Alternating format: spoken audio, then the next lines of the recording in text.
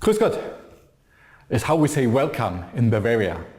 I'm Bernhard Seber, I'm Professor for Audio Information Processing at the Technical University of Munich. And I'm going to introduce you to the area of psychoacoustics today. Psychoacoustics links our world of acoustics with how we perceive sounds. Psychoacoustics is a word of psychology and acoustics. What we try to do is to describe how we perceive sounds with functions, with models. We try to understand this and try to find a model way into our perception. So what we do is we link the sound, the acoustical world of sound, which is physics, with how we perceive the sound, with this psychophysics, perceptual world. You all know already in this course about the sound pressure and the sound pressure level.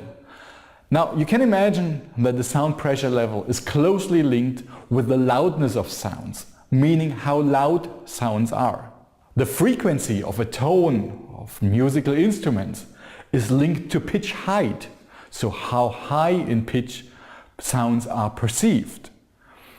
And the fluctuation of sounds, getting louder and softer on a short time scale, is linked to how we perceive fluctuations. We call this fluctuation strength or the perception of roughness.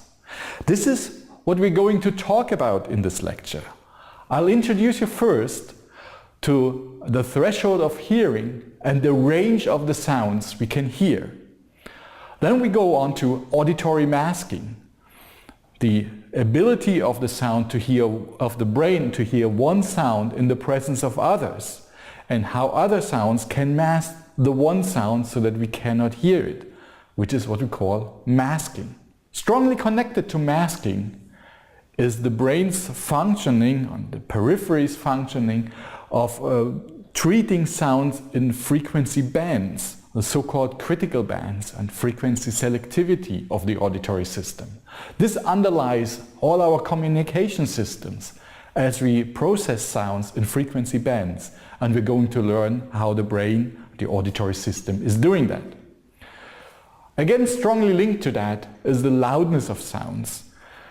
Loudness is described from loudness in those critical bands, and we're going to learn about some phenomena of loudness and how we can briefly model that.